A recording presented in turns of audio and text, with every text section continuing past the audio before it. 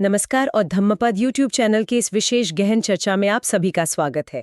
हमेशा की तरह इस मंच पर हमारा उद्देश्य यही है कि हम भगवान गौतम बुद्ध के जीवन, उनके महान उपदेशों और धम्म की शिक्षाओं से जुड़ी उन गौरवशाली गाथाओं का गहराई से विश्लेषण करें, जो अक्सर सामान्य चर्चाओं में कहीं पीछे छूट जाती हैं। जी, बहुत बहुत धन्यवाद। और इस गहन चर्चा का हिस्सा बनना वास्तव में अत्यंत आनंददायक है। आज हम जिस विषय पर बात करने वाले हैं वो सिर्फ एक ऐतिहासिक घटना नहीं है, बल्कि एक बहुत ही गहरा आध्यात्मिक क्षण है। बिल्कुल।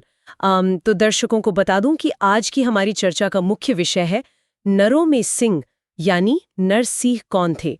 आज हम नरसिंह गाथा के ऐतिहासिक और प्रतीकात्मक महत्व को समझने की कोशिश करेंगे। तो आइए इस अद्भुत यात्रा की शुरुआत करते हैं। तो इस नरसिंह गाथा की गहराई को समझने के लिए सबसे पहले हमें इसकी ऐतिहासिक पृष्ठभूमि में जाना होगा। कहानी शुरू होती है राजकुमार सिद्धार्थ के उस निर्णय से जिसने इतिहास की दिशा बदल दी, मतलब उनका गृह त्याग। हाँ, अक्सर लोक कथाओं में ये भ्रांति है कि वो अपनी पत्नी और शिशु को बिना बताए आधी रात को छिपकर निकल गए थे। जी बिल्कुल। 29 वर्ष की आयु में राजकुमार सिद्धार्थ ने अपनी पत्नी यशोधरा के साथ एक बहुत लंबी और गंभीर चर्चा की थी। संसार में दुख क्यों है और उसका निवारण क्या है, इस परम सत्य की खोज में जाने के लिए उन्होंने यशोधरा की स्पष्ट अनुमति ली थी। ये जो बात है ना, ये उस घटना को देखने का हमारा पूरा नजरिया ही बदल देती है।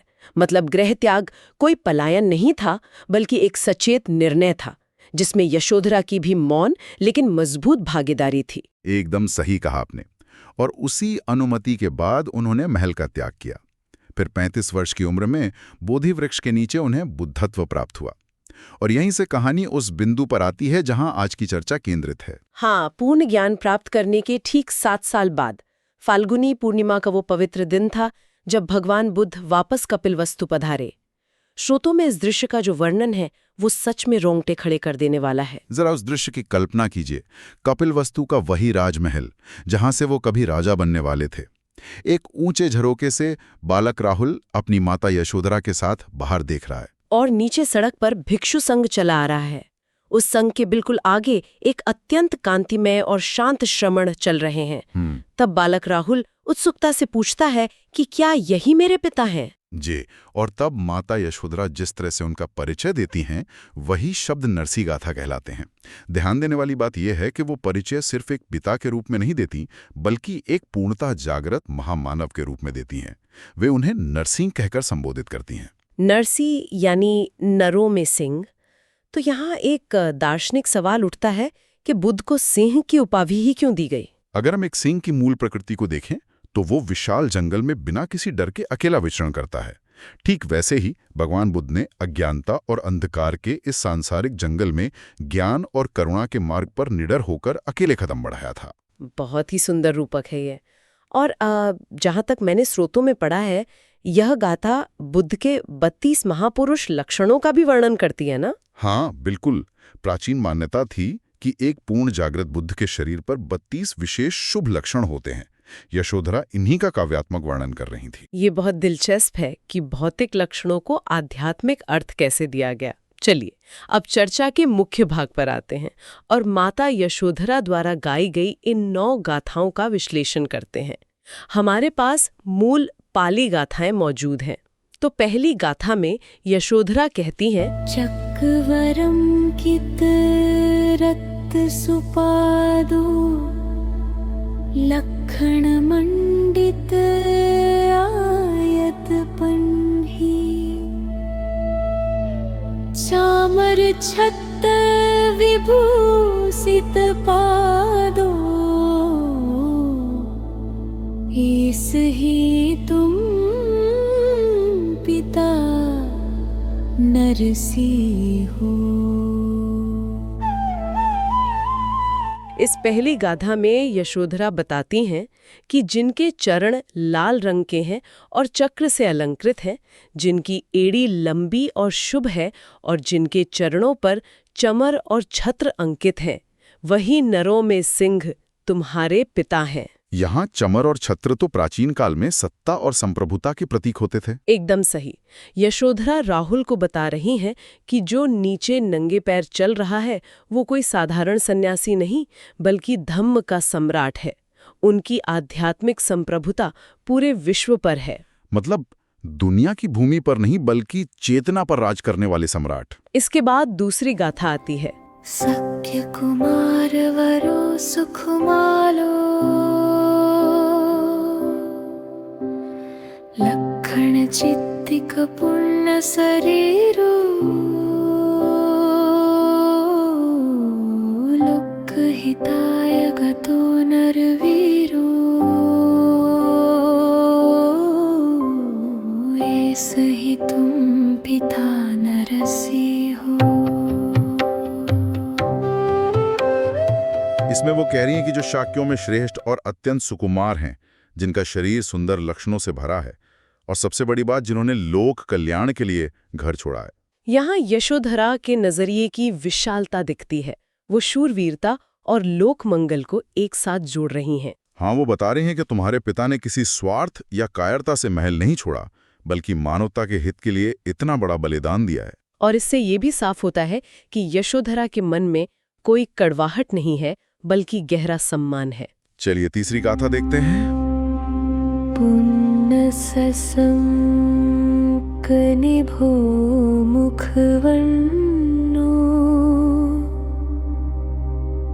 देवन रान पियो नरनागो मत्त गजिंद विलासित गामी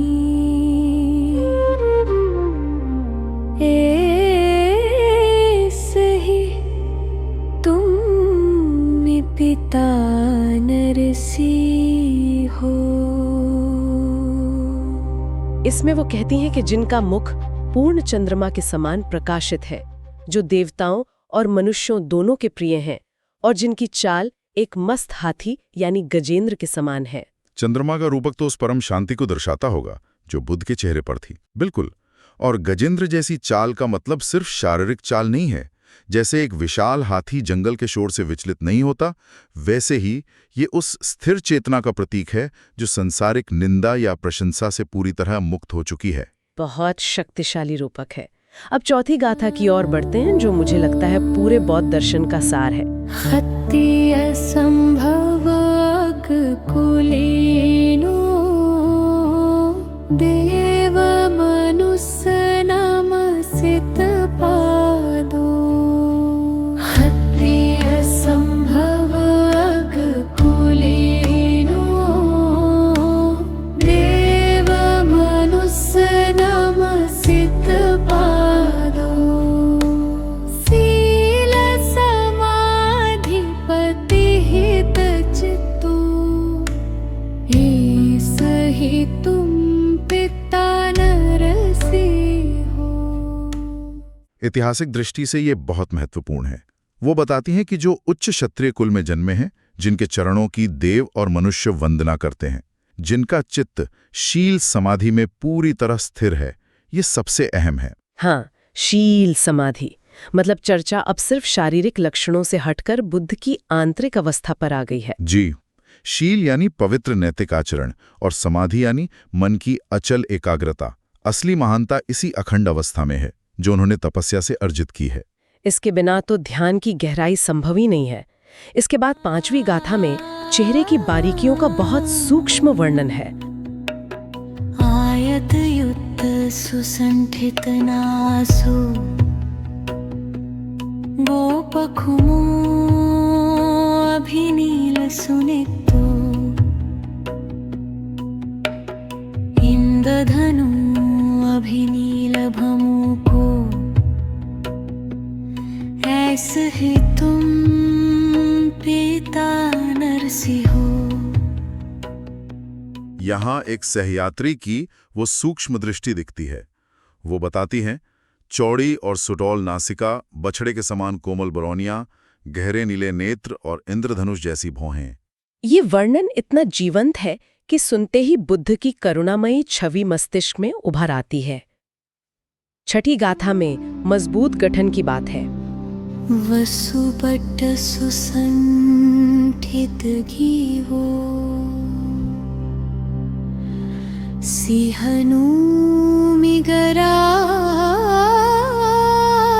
शरीरो कंचन सुछवि उत्तम वर्णो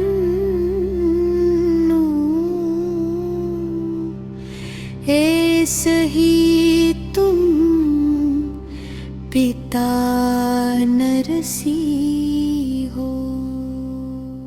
जिनकी गोल और सुगठित गर्दन है, ठोड़ी सिंह के समान मजबूत है, शरीर मृगराज जैसा है और त्वचा सोने जैसी चमक रही है।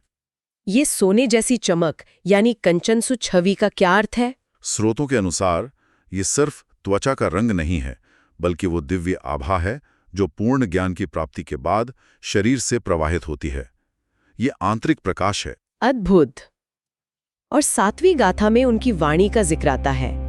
स्निग्ध सुगंभीर मंजु सुघोषो हि कुलबद्ध सुरत सुजीवो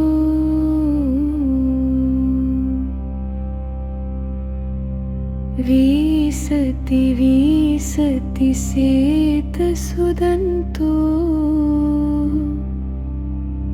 ऐसे ही तुम पिता नरसी हो। बुद्ध की वाणी के बहुत विस्तृत विवरण मिलते हैं, जिनकी वाणी स्निग्ध, गंभीर और सुंदर है। सिंदूर जैसी लाल जीभ और मुंह में 20 यानी 40 श्वेत दांत हैं। इसे बौद्ध साहित्य में ब्रह्म स्वर कहा गया है। मतलब एक ऐसी ध्वनि जो बिना कर्कशता की बहुत दूर तक जाती होगी। बिल्कुल। और जो इसे सुनता था उसका हृदय शांत और द्वेष मुक्त हो जाता था। 8वीं गाथा में एक बहुत विशिष्ट लक्षण का वर्णन है। अंजन वन्न सुनील सुकेशो कंचन पट्ट विशुद्ध नलाटो औषधि पंडर शुद्ध सुनोणो हे सहि दुहा पिता नरसी हो। इसमें वो बताती हैं कि बाल सुरमे जैसे नीले हैं, मस्तक सोने जैसा विशुद्ध है और भौहों के बीच चमकते हुए औषधि तारे जैसा हल्का पीला बाल है। इसे ऊर्णा कहा गया है जी, ना? ऊर्णा। ये 32 लक्षणों में से एक प्रमुख और रहस्यमयी लक्षण है। इसे ब्रह्मांडीय चेतना के जागृत होने का प्रतीक माना जाता है। और अब अंतिम यानी 9वीं गाथा जो इस दृश्य को निष्कर्ष तक ले जाती है। गच्छति नीलपथे वियच्छन्दो तारगणा परिवेठित रूपो सावकमच्छगतो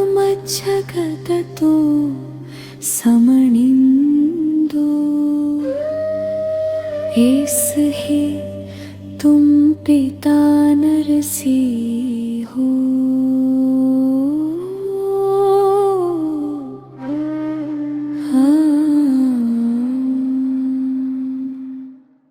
यशोधरा कहती हैं कि जैसे आकाश में तारों से घिरा पूर्ण चंद्रमा चलता है, वैसे ही सैकड़ों भिक्षुओं के बीच चलते हुए वे श्रेष्ठ श्रवणेंद्र हैं।